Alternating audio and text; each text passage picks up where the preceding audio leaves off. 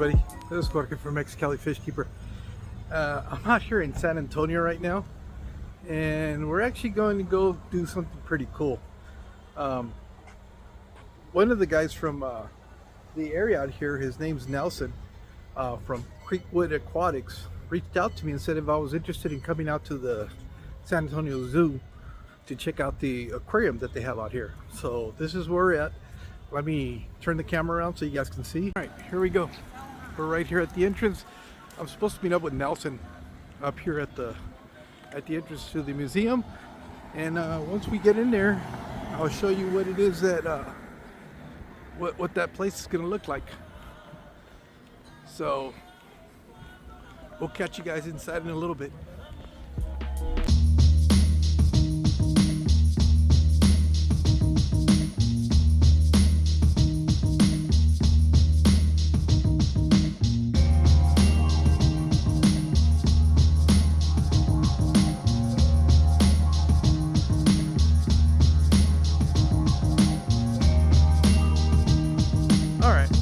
Managed to meet up with Nelson, and we're in here now. I already did a walk through this place. I'll tell you what, it is freaking amazing. Let me show you the outside of this building. So this is the building that houses, I believe, 21 aquariums. It's a combination of saltwater and freshwater, and we'll go in here and take a look at it. Let's walk in here. It is a really neat situation they got going here. I highly recommend, if you're in the area, to come out and check it out, especially if you're any sort of a fish enthusiast. But anyways, as you walk in, these are some of the Nano display tanks that they have here. But let's walk this way. In here, this aquarium has been here since 1948, but they really started doing a facelift in I believe in 2017. And they were telling me that this used to be divided into two different aquariums. So you guys can really appreciate it. There used to be a division, but they had the wall removed, and now they reconfigured it so that it's one continuous aquarium. This is a South American display. They have everything from chocolate cichlids, tinfoil barbs, geophagus,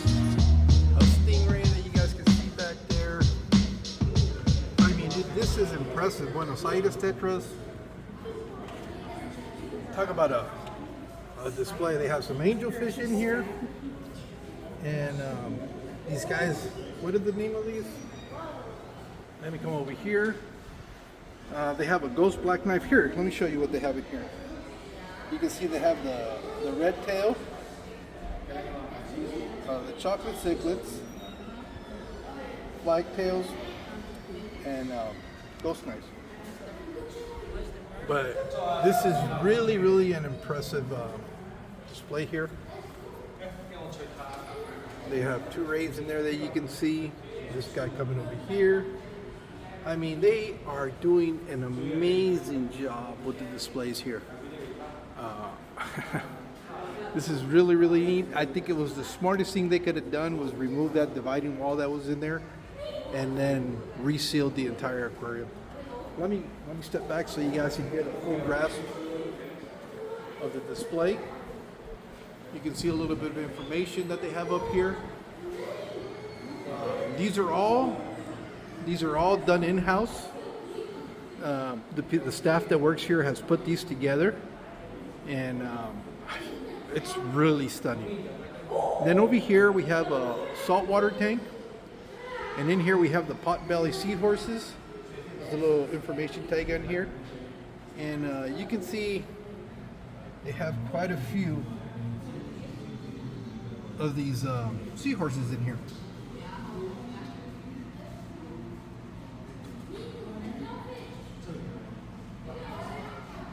Then I can see, just real quick, there's 3, 4, 5, 6, 7, 8, 9, 10, 11. There's the 11 that I can just immediately be able to spot in there.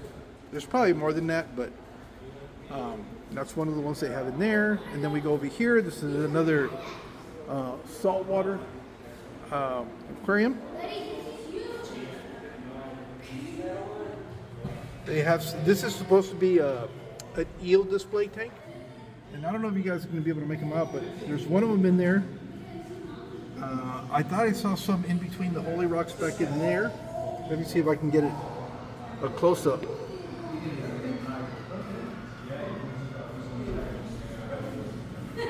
Yeah, I don't know if you can see. There's two of them in there.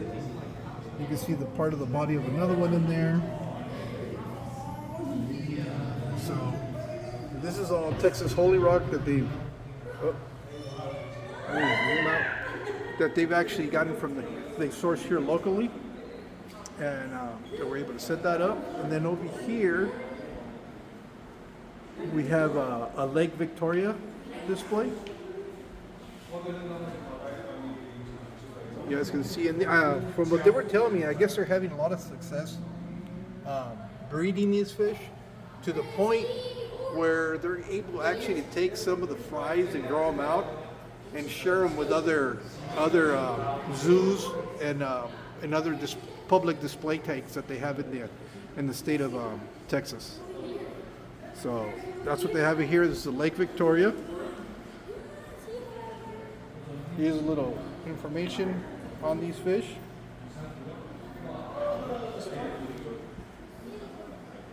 And then they have these that are called, never heard of these. I'm not too familiar with a lot of the African cichlids.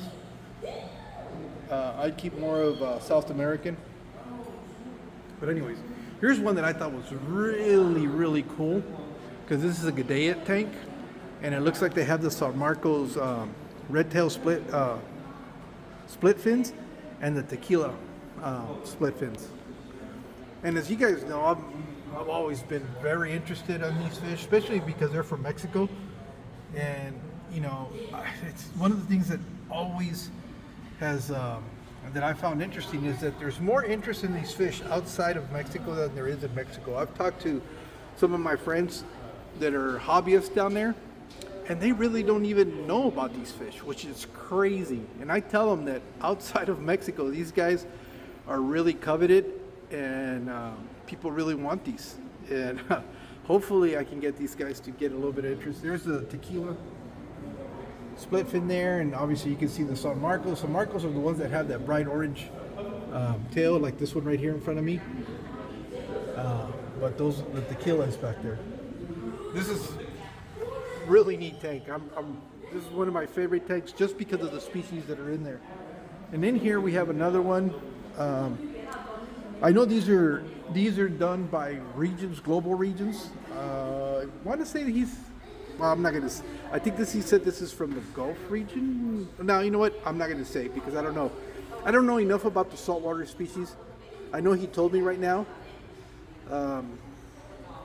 what region of the globe these guys are from, but those of you guys that are saltwater fish keepers will immediately be able to identify the waterways that these guys would normally be found around the globe. One of the things that I do really find interesting is the iridescence of these fish. I don't know if it has to do with the lighting in here or just the fact that the coloration of these fish, but you know, that's one thing that marine tanks do have, is that the colors really do pop from these fish. And then over here, this is an Asian inspired freshwater tank. They have a river flag turtle. They have a giant gourami. This guy right here. They have the tinfoil barbs. I guess those are some bala sharks. Yep. No, those are silver shark minnows. I guess, yeah, they're the bala sharks. A big old ghost knife. Now, one of the reasons that they have these here is that they're trying to use it as a educational aquarium for the public, because a lot of these fish are fish that you can commonly find at a local fish store. And what better way to make these people understand that these fish get big than to have a display where you can come and see them. And like the bala sharks haven't even really reached their full potential yet. That ghost knife, it's getting close, but I know it's going to get much bigger. But you know, this is a very good representation of why these fish are important that you understand how big they're going to get when you buy them. These clown, yeah, it's feeding time right now. You can see the goldfish is already chopping down his meal. Nelson was telling me that this is around the time that they start feeding a lot of these fish. We might be able to get to see some of the feeding in action if I'm quick enough to move in here. But these are 2,000 gallon aquariums. These are over 300. I think he said 350 or somewhere around in there. And I believe that one over there was, what did he say? Shoot, I forgot. But it's obviously bigger than this one right here. In here is another African aquarium, I believe. These are, I'm not too big on a lot of these cichlids. And these guys all look the same to me, but there's actually like 3 different species in here. I know they have these guys right in here. He was telling me that these are actually mislabeled, the pinstripes and the Tarinskis. But it's kind of cool. I mean, it's not my favorite tank, but I can see how this is kind of cool. I just think they all look the same color, and but there's a lot of them in there, which is pretty cool.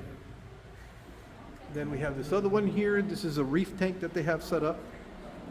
And what I like about this one is that they're not running any of the blue lights, and you can really see what it would look like if the sun was shining down on this, which is really cool. They have a lot of these corals. I guess some of these are soft coral. I don't know much about marines, but what I do know that I like the colors. So I guess those are some anglefish. But this is really neat. I like this one. This is really cool. And then they have another one over here. This is, I believe he said, another 2,000 display. But you can see that you can really appreciate a lot of the color. I like that they're not running the blue lights on these, because it allows you to really be able to see the coloration on these fish without having to use the orange lens filter. And but like these guys, I really like the coloration on these little guys. They have all sorts of different corals in here.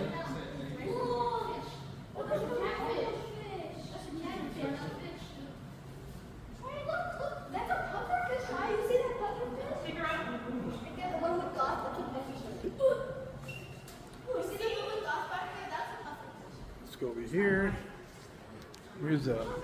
I'll come back to that one. Let's go over here this way so that we'll let those people be able to enjoy that aquarium over there. This is another saltwater tank. They have some sharks in here. You can see them back in there. Let me see. There's a better angle over here. You guys can see some of the sharks.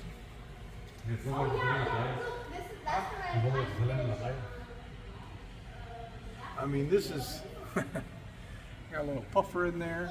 I think that's a dog face puffer. Is it? Yeah, it is.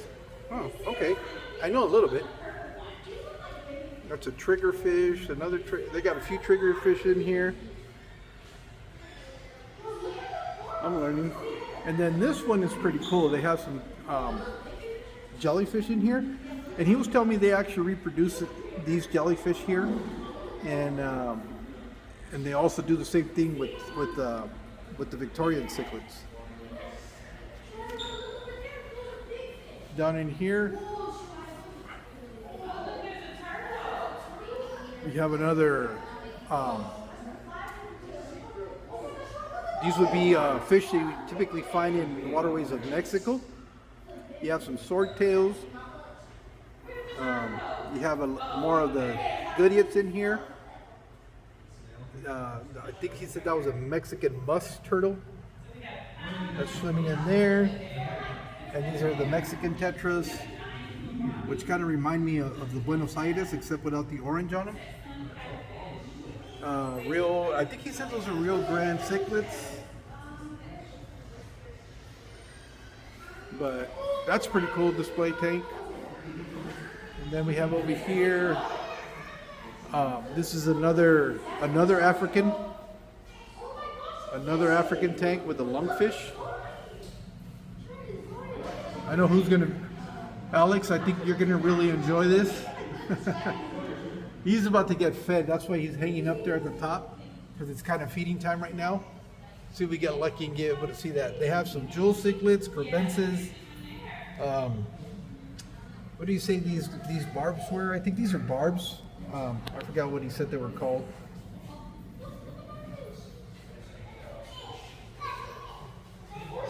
Yeah, they're not dropping any food. He said they got, and this is another brackish water from Asia. You have some of the archer fish in here, some of the silver monos, and what else was in here? Oh, there's supposed to be a puffer in here, but I don't see him right now. And they have the green chromises and the orange chromises. And what he was telling me about, oh, there's the puffer right there. What he was telling me about this one is that they'll actually cycle this. They'll go all the way from going from salt water. Oh, actually starts off as fresh water, it goes into brackish, and then they make it go full salt for a complete cycle, and then it'll go back to fresh water. And they run these through a cycle, and they're constantly doing that, I guess, to replicate what it's like out in their natural environment, so they can see that. Now this tank is obviously has a little special place in my heart because I really like the discus. He was telling me the stir-by corridors that are in here, they're actually getting them to breed. And you'll see some of the smaller ones in here. They're actually colony breeding in here, as also the emperor tetras are also breeding in here. And they have some whiptails that were hanging out here in the front. Oh, there it is, right? I don't know if you're going to be able to see them. Right in there. And those are also reproducing in here, and they're dropping babies. So once in a while you'll see small little baby whiptails that'll be swimming around in here. It looks like an epistogramma right there.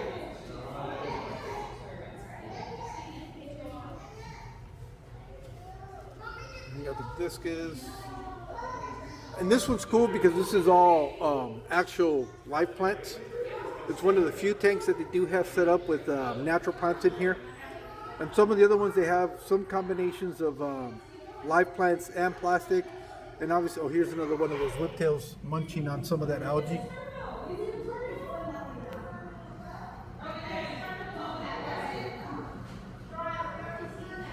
You got some autocinklus back there.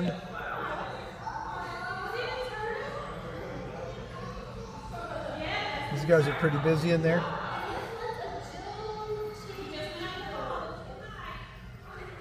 Then back here is, I guess this is representing the Gulf region down here, from the Gulf of Mexico. They have this big moray eel in here that's about 5 feet long. Nelson was telling me that's the length. It runs the length of that pipe that's in there. And they've actually got them trained where when they do have to do maintenance in here, this guy will stay in here and he won't bother them at all. They also have a big old lionfish in the back. And this one, he says, when they have to do maintenance, they got it trained so that it goes into a bucket and they're able to pull it out of there so they don't have to worry about dealing with those barbs that it has on there. But this is another one. These fish are beautiful. They're big. They're really, really big. Super nice tank. An angelfish in there. I mean, this is really, really impressive. Oh, they have this, they said this porcupine puffer was actually donated to them because what happened, one of the local fish stores had ordered it for a client, but when it came in way too big for that aquarium that they wanted it, and so they weren't able to use it for that client, and they ended up donating it here to the zoo. So he's got his permanent home in here. He's really, really cool. He's a big guy. You can see my hand compared to his face. He's got to be weigh about 14 inches. All right, so there's more of those guys in here. You know, it's not a very, very big. This is what he said. It was kind of a new thing that they're trying to do. They've got some of these diver beetles in here. I don't know if the camera's going to be able to pick them up. There's some in the back. I've kind of seen these guys becoming a little bit more popular. I've seen some people make videos about having aquariums set up with some of these diver beetles, and they actually put some silverfish in there, and you know, the idea is to be able to see the beetles scavenge on the carcass that's there. But this is kind of cool for people that don't necessarily want to do fish. There's actually water insects that you can keep in an aquarium and still be able to have, you know, an aquarium set up, but it doesn't have to be fish. All right, so we already looked at those. Now back in here, some of the I guess he was saying this is more like the nano section. This is what you see immediately when you come in the door. As you guys can see, that's the main entrance. And most of these are saltwater nano tanks that you have in here with some of the smaller corals and stuff like that.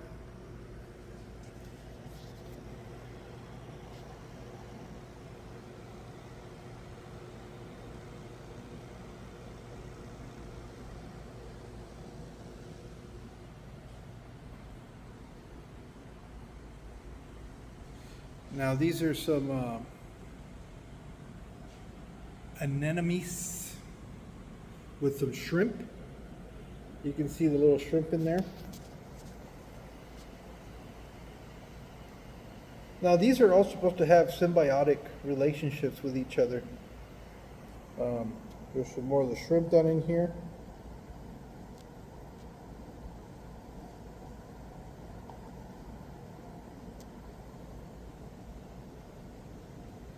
They have some more organisms in here. I know those are some shrimp, but it looks like a little crab.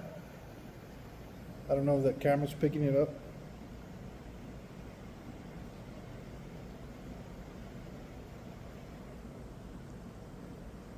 Right in there. So if I had to guess, that's about, oh, there's a little fish back there. I don't know if the camera's going to be able to pick them up.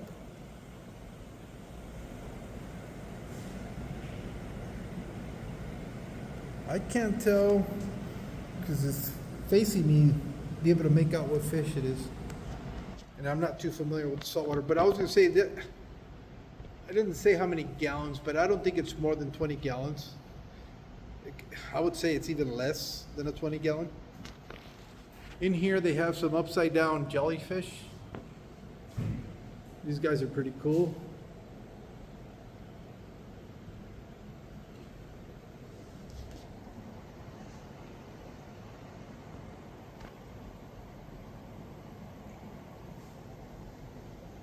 Never seen these before. And then in here they have a nano aquarium with some of the Asian fish. This is an Asian inspired. I would. I think he said they had some sparkling gouramis, a batis in here, some harlequin rasboras, a hill scream loach or loaches, a threadfin. That looks like a female threadfin, rainbow threadfin. And oh, they're the little badasses. I love those little fish. They're small, but they have quite an attitude. I think they had a coolie loach in here that we saw down in this corner in here, but it's probably hiding. Really neat little setup. They have these. What do you say those rasboras were called? Either way, They're in there. They're orange face, black body. They really look nice. But I forgot what's the name of those. Native fish. These are, I guess, out of the Ganges River. So they're from Bangladesh, Naples. So those are pretty much all the aquariums that are in here. Now, the thing that they were telling me is that not only do they have these aquariums in here, but there's also some other water displays that are outside in the zoo, and those also have livestock in them, and they vary. You know, I asked him, are they all just like koi and stuff like that? But he goes, no, they have different variations of livestock in them, and he's probably going to take me for a walk around and show me what they got going on in there, and hopefully I'll be able to record some of that stuff. But I hope you guys like this. If you happen to be in San Antonio, I highly recommend coming out here and checking this out.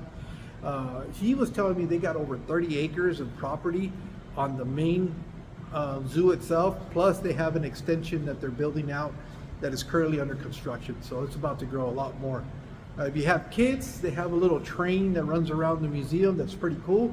I think it's something that if we have time, we might bring our grandkids out to do.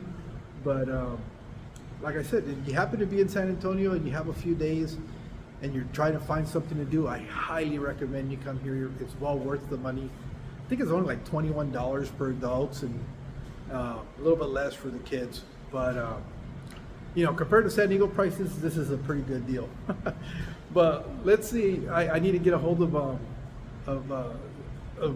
Nelson, and then we'll continue to see the rest of the site. All right, so I'll catch you guys in a bit.